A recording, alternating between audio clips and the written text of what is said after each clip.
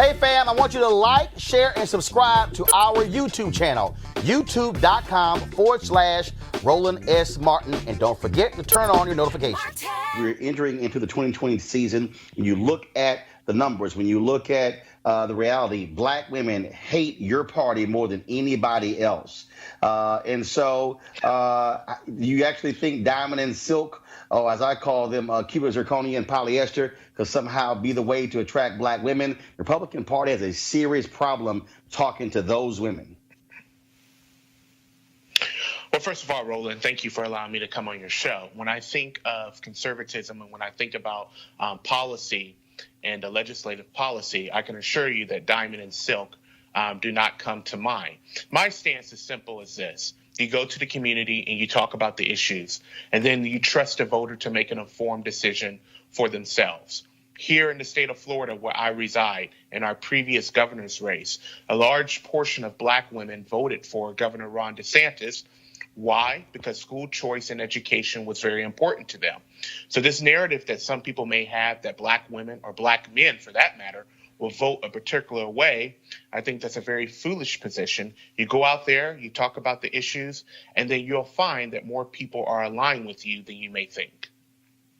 Greg and Lauren, first of all, Demetrius is right. When you saw the exit polling data, you did see that, which was a reverse from many other places where you had more black men versus black women who voted in that governor's race. On the presidential race, again, I remember being in a meeting with Reince Priebus at the Republican National Committee in 2016, and Tara Wall, a black female conservative, she said, look, no party hates us more than black women.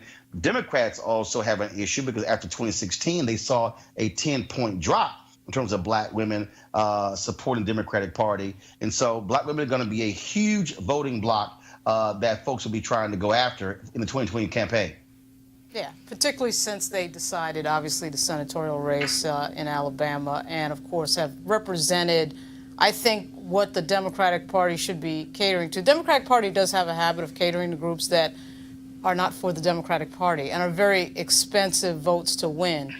At some point, they are going to have to go to the group that supports them the most and is the most loyal and shows up and actually casts a ballot, and that is black women. Yeah, I would agree. Started this week, Monday, spent the day with thousands of Deltas down at the Hilton here in Washington with Delta Days on Capitol Hill. And of course, sitting on the dais there is Marcia Fudge, who's a past national president of Delta 7 Theta. Those sisters are weaponized in terms of their work. Andrew Gillum, who spoke at the luncheon, talked about the fact that black women are in the forefront. Sherrod Brown, not stupid in Ohio, when he says black women are the heart of the Democratic Party. When we look at the 12 GOP senators that voted against Trump with this security emergency declaration the other day, look at Wicker in Mississippi. Look at Portman in Ohio. Look at Rubio in Florida. They can count. They were one short of having a veto-proof vote, but those are senators who are in states who know they can be knocked off with black women holding the knife to their throat. So let's be very clear. What Sister Melanie, who you've had in this space many times, and all of those sisters and brothers who were out there on the steps today are emphasizing is these demographics are never going back to the old politics, and the GOP knows what time it is. Black women are awake. Demetrius, issues. And so the question is, how does Donald Trump even talk to these black women when the reality is he makes no real effort to talk beyond his rallies are largely white voters? I would agree with you that it's troubling to see the initial base of President Trump. However, I will point out his advantages. Simply, number one, he's an incumbent. The incumbent president has the advantage of the bully pulpit, regardless of party affiliation. Number two, the Democrats' party's failure, at least at this point, to know what their identity is. Their stance as being far left in terms of abortion, infanticide, economic socialism, is turning off independent voters and even voters within their own party. So I would agree with you about the uphill battle that Donald Trump faces. From? Because the reality is polling data doesn't support that position. if we were to go by your statistics, Roland, Donald Trump would not be in the White House. But the fact is, he is president. I'm asking you. You state not my statistics. Yours. You stated that they are losing that support. I'm saying where? Where's the data? Where's the proof? Well, first of all, let's look at the elected officials within the Democratic Party. There is a rift between the progressive base and the establishment base. And when I'm talking about the establishment base, there's no rift. What's the rift? the Alexandria Ocasio-Cortezes of the Democratic Party versus the Nancy Pelosi establishment. There's no rift. So what's the rift? If there wasn't a rift, then Nancy Pelosi wouldn't have to get her party in order behind closed doors. The Democratic Party does not know what their identity is. First of all, Demetrius, all leaders meet behind closed doors. This is no different than Paul Ryan or John Boehner meeting with the Freedom Caucus, meeting with moderates and others. And so, again, you're saying there's this rift, you're not getting. No, that's simply not true. Are there differences between Congressman Alexandria Ocasio-Cortez and Democratic moderates as well? Nancy Pelosi's job as the speaker is to bring all of her party together to move legislation. Brother Demetrius, did you see the and the House Oversight Committee is becoming must-see TV.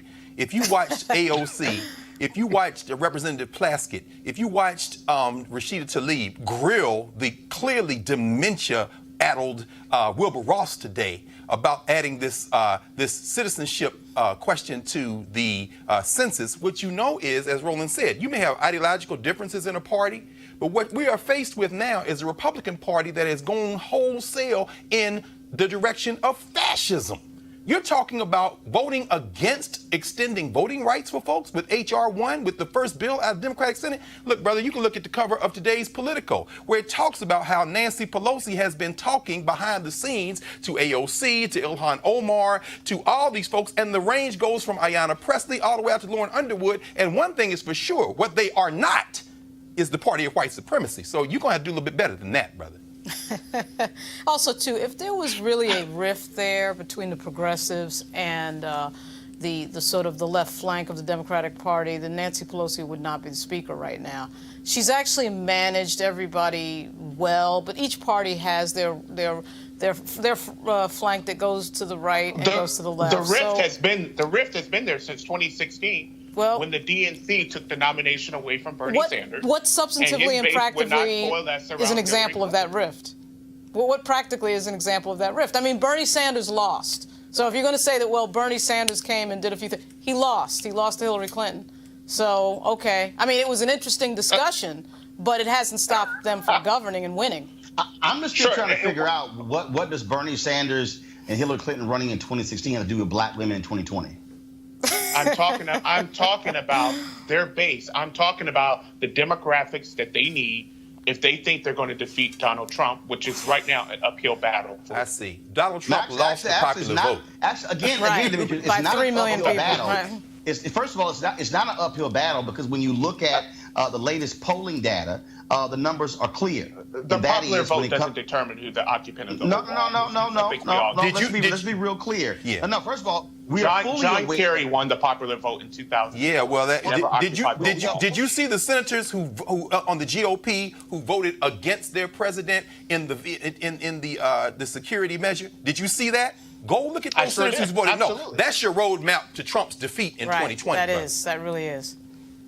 That's hugely problematic. Again, let me be real clear. First of all, one second. I'm not a spokesperson for Donald Trump. I didn't vote for Donald Trump. Everybody hold on. I'm going to let you make your final point. I'm sticking with 2020. And what I'm saying, Demetrius, I'm going to let you make your point. Hold on one second. I'm letting you know right now, this is very simple. When you talk about 2020, you say it's an uphill battle to defeat Donald Trump. Actually, not true. Donald Trump has some fundamental issues right now when it comes to independence. He has some fundamental issues when it comes to white women. He's also even getting lower scores among his core base, and that is non-college white voters. And so I would say your party, he's got some work to do if he wants to be able to to come back for a second term. Demetrius, your final comment before I go to my next story. I agree with the points that you're making, but I'm saying that these points were also echoed in 2016 when we saw that the 2020. base, the demographics that Trump was struggling with, that Hillary Clinton will make up for that. She did not. So with Trump's flaws, and there are many, the Democrat base still has to find their identity, and as of right now, it's an uphill battle. Well, I tell you what, if you keep going back to 2016, the public has now seen how Donald Trump has operated as president, and a lot of those people are regretful of their vote for Donald Trump. All right, folks, back to that Roland Martin Unfiltered video in just one moment. All right, folks, calling all HBCU alumni, students, and leaders enter the Ford Motor Company HBCU Mobility Challenge and win $25,000 for your school. Building on their long-term support of HBCUs, Ford is looking to improve mobility in HBCU communities through innovative solutions. Now, the winning program will receive a grant of up to $25,000 to implement their proposal. The deadline to apply is March 31st, 2019. Go to FGB.Life, that's FGB.Life, for more information and to apply. Ford goes further in our community. Now back to your Roland Martin Unfiltered video.